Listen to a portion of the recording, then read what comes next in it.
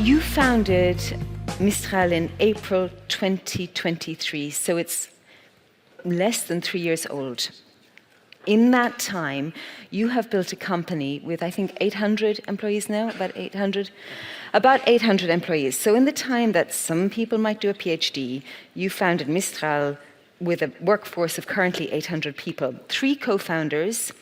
You yourself spent time with Google DeepMind in Paris. Guillaume Lample with Facebook, he did his PhD with Facebook, and Timothée Lecroix, also a PhD student with Facebook. So Google DeepMind, Facebook. What did you 3, as co-founders, bring from your experiences there to Mistral? What did you want to take from those companies, and what did you want to differentiate? Well, before I spent a little more than 2 years at Google. So before that, I was actually in the French academia, and so I would say most of the scientific things I learned were actually in the French academia. But what I learned at DeepMind and what Guillaume and Timothée were learning 1 kilometer away from that at the Meta office was really to train AI models at scale. AI is a capital-intensive R&D endeavor in that you need a lot of computation to actually train strong models, and to train models that are big and running on a lot of GPUs at the same time to make them good, well, you need to have access to the GPUs. And so it turns out that Google had a lot of cash to invest already at that time and was providing with enough infrastructure to do interesting research in that domain. And so that's what I learned, that's what Guillaume and Timothy learned as well. What we wanted to do in 2023 was to actually create a European champion on the domain of generative AI, because we saw the wave coming of disruptive technology that would become critical for digital sovereignty, that would be critical for business continuity, and that would create a lot of value. And the way we saw it from the inside was that there was no alternative at the time, and if we weren't to do anything to promote open source technology and to put Europe on the map, there wouldn't be any Europe on the map. So that's what got us started in 2023. And then we started as a research lab and then grew the company and grew the business. Yeah, you've mentioned the word sovereignty there. It's very, very important, of course. And something that does differentiate you is your B2B model. And you did have a meeting this morning with Luc Frieden, Prime Minister of Luxembourg. Sovereignty, meetings with people like that. How did those conversations go? Well, we don't really like to speak about sovereignty in that it's oftentimes a term to describe lower technology in Europe. But on the other hand, we speak about strategic autonomy. What we do, our technology is not differentiated because it's sovereign. It's differentiated because we engage deeply with enterprises, with states. We have state-of-the-art models on multiple domains, and our team is able to adapt them quickly and to create business applications on top. So that's the true differentiation, which is a global differentiation. And I think that's the first learning we had at Mistral, is that if you want to be a champion and relevant in the space, you need to be exporting technology. You can't focus on just building domestic technology for Europe. You need to be an exporter. So that's the first thing. Now, to your point on sovereignty as a political topic and a political term, artificial intelligence is important for sovereignty, I would say for 3 main reasons. The first one is economic sovereignty. A lot of the tasks that white collars are doing today are going to be more and more delegated to AI systems. And so inherently, this is creating a shift in where the economy, the value accrues across the industry and across the economy. And what that means, if Europe remain fully dependent on US providers to an 80% extent, which it is today, what that means that the economic balance is going to continue shifting in terms of digital services. What that means is that the value that we send to the US is going to be reinvested in R&D, and that's going to accrue the gap in between what they do, what we do. And so so that's a big problem, and that's eventually going to become a strategic problem because it creates dependency, because they have turn off and turn on button, etc. So there's a question of economic sovereignty. There's a question of business continuity. AI is about running processes, and it's going to run critical processes in our economy, whether with utility companies, industry companies, public services, defense systems. And if you can't afford the business continuity, well, you're going to depend on, basically you're becoming a client state to the one that is providing you with the technology. So that's something we need to avoid. And it applies specifically to defense systems. It applies to public sector, but also to defense systems. And then the third pillar, so economic sovereignty, strategic sovereignty, business continuity. Third pillar is a cultural one. These are the systems we're building are generating content. Those are interaction machines. They behave in a certain way. They have a certain cultural biases. If you have a centralized systems, then you're basically trusting the central provider with whatever ideas or opinions he wants to push. And we don't think that this is actually compatible with democracy. And so that's that aspect of customizing systems for every state, bringing languages to rare languages, European languages to our models specifically is super important. And I think it's going to play a critical role in the upcoming election. This technology will play a critical role in upcoming elections because it's a major source of influence. We're a B2B company, so we try and make sure that other companies can take our technology and serve end users, but we're quite afraid of the concentration of AI for consumers. And that's something we should really realize and consider as a risk. Thank you. Well, I'm going to come back to languages. I'm very glad that you mentioned that because we're sitting here in Europe and I don't even know how many languages are in this room. Scaling up at the rate that you have and talent. So money investment, we've been speaking about that for the last day and a half, and finding the right talent at the right price. So firstly, you said that you learned everything you needed to learn at India. That's where you were studying in France for your PhD. Wonderful. We have brilliant researchers across Europe. Where are you finding your best talent? We find them across Europe. Actually, we find them, historically our big headquarters is actually in Paris, which has great engineering schools, great PhD programs. But we also find them here in Luxembourg. We find them in Warsaw. We find them in Germany, in Greece. It's no longer part of the European Union, but we have a fairly big team in the UK as well. Your second biggest office is in London. It's our second biggest office, yes. But overall, our strategy has been to open local offices and go for regional talent pools in Europe. And Europe has a lot of regional talent pools.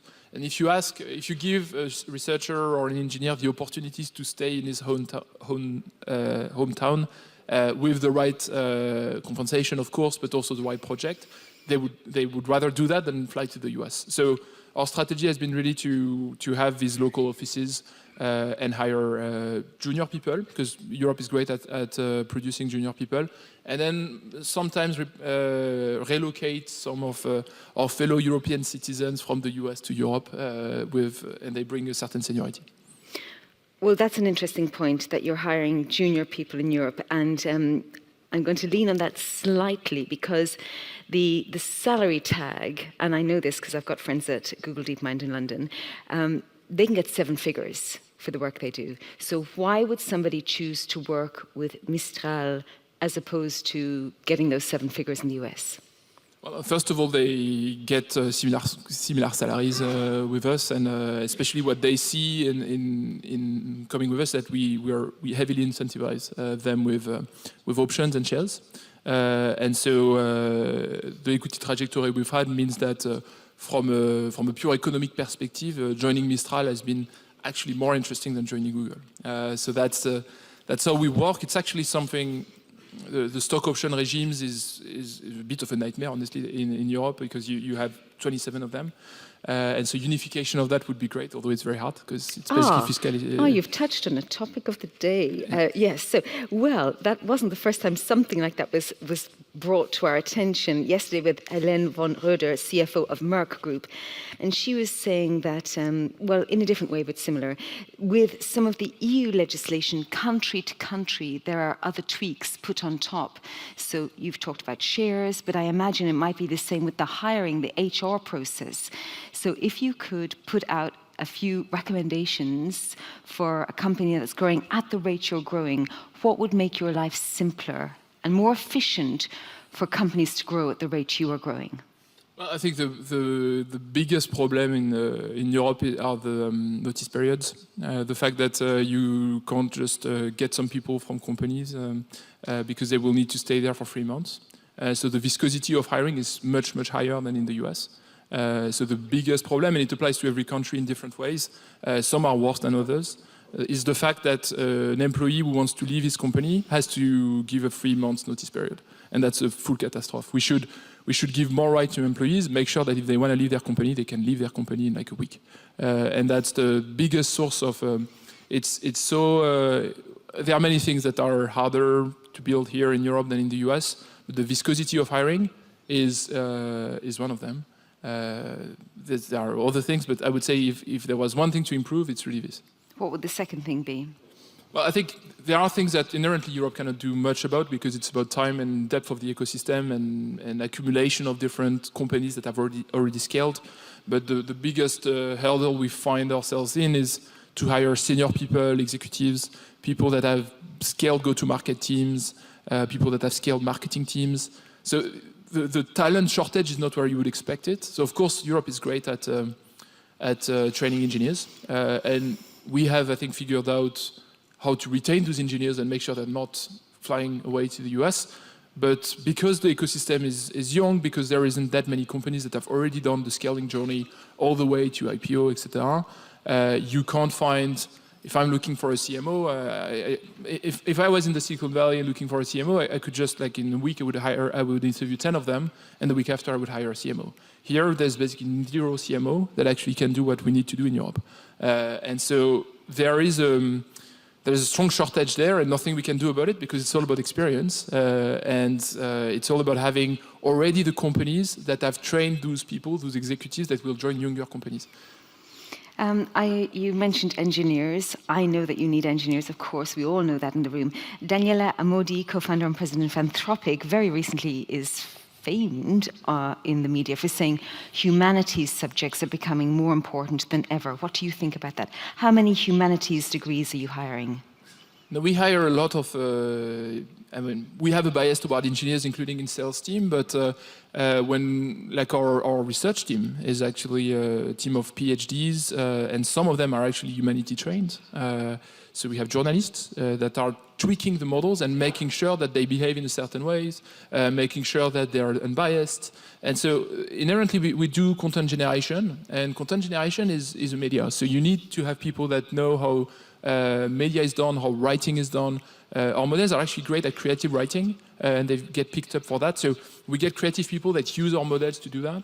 I'm working with a non-profit organization that are creating a new play of Molière. So it's a full humanity department, specialist of Molière, and they used our models to generate a novel Molière play, really in the style of Molière, but using artificial intelligence. And so there are many creative things to do. There's also a lot of topics around how do you treat history topics, etc. And so we have a full team called Model Behavior in the company, and those are mostly humanity trained. I just want to point out that not all journalists have humanities degrees. I also want to point out that Daniela's brother, Dario, studied physics and biophysics. So I think they have a brilliant balance there between the two of them. I don't have much time, sadly, with you. So I'm going to just jump on a bit very briefly on languages in Europe, large language models. How are you approaching that? Because it's a tough question. Well, it's at the end, what matters if you want to make models strong in a certain language is that you need to have access to content in this language. And then you need to pick, at the time of training, you choose whether you're going to make the model slightly worse in English, but slightly better in German or in French. And so we make choices that are actually much more even across the languages because inherently our market is 60% in Europe. So we serve those. It matters for text, it matters for audio as well. We have released audio transcription machines that are great at dealing with all the European languages. The way we do it is really to deliberately choose to make our models slightly worse in English, but slightly better in other languages. And the way we can make it better is actually... Did you say slightly worse in English? So you make them slightly worse in English, but you make them slightly better in French and German. It's all... At the end, you're compressing knowledge, right? So you need to choose the mix of languages that you put into the model. And if you put like a little more percentage of French, then the model is going to be much better at French. But then what that means is that you need to put a little less percentage of English. So at the end, the diversity... Not worse than, just smaller amounts. Yeah, you put a little smaller amount, but this is a trade-off, right? You have a limited capacity, so if you want to make the model multicultural, then it's going to be slightly less proficient at speaking about language, about US cultural topics and these kind of things. And it's actually a good thing, because the problem is with models from the US is that they are very US-centered. So we work heavily on that. And the way the public sector can help is really by providing that content and by creating catalogs of free of right content that we can train on. And that's what we do with multiple states. That's what we do with Greece. That's what we do with Morocco. That's what we should do with every state in Europe. And you're open source as well, which is a great thing. I have almost no time left, and we have Christel in front of us. In 30 seconds, what's the future of AI in Europe? I think the artificial intelligence is such an inflection point in technologies that the opportunity we have is to create large-scale AI cloud service providers and reduce the dependency to digital services that we have accepted, that we should never have accepted. But the previous dependency was about data storage. It was mostly about privacy. The new dependency that we may create if such champions do not appear is a process dependency and a business continuity risk. So we need such actors to emerge. We are proposing a vertically integrated AI cloud, and we will continue to scale. And the only way we can do it is through European solidarity, through demand, through working with European champions. And we see that this is what we are actually able to achieve today. Arthur, thank you so much for coming here to the EIB Global Forum. We're very, very happy to have you, and good luck with everything that you and your co-founders are doing for Europe. Thank you. Thank you.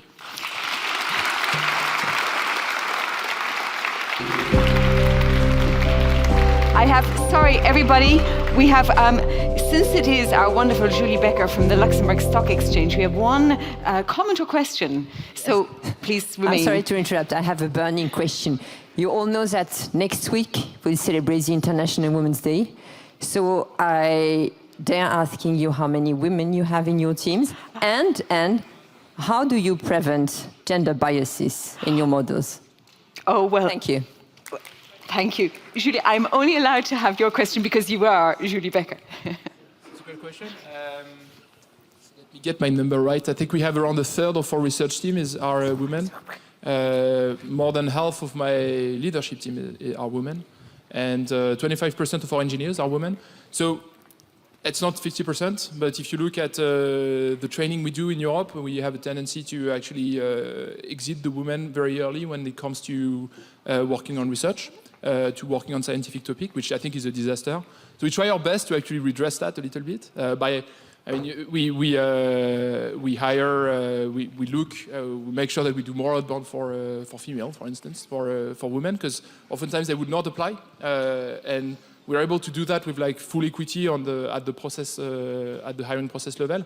But if you look at there is some biases that exist even at the exit of universities. Women would apply less to high-tech companies than men. I think you're talking about bias in the application system. I think she also meant bias within AI in general. Yeah, absolutely. So we have evaluations for that. It's a hard topic, managing biases, because models can generate many things, and it's kind of a fractal frontier of where the biases should be. But we work heavily on having the right evaluations so that when we produce the models, they are doing what we ask them to do. Thank you for a wonderful question. Thank you, Arthur, for answering the question.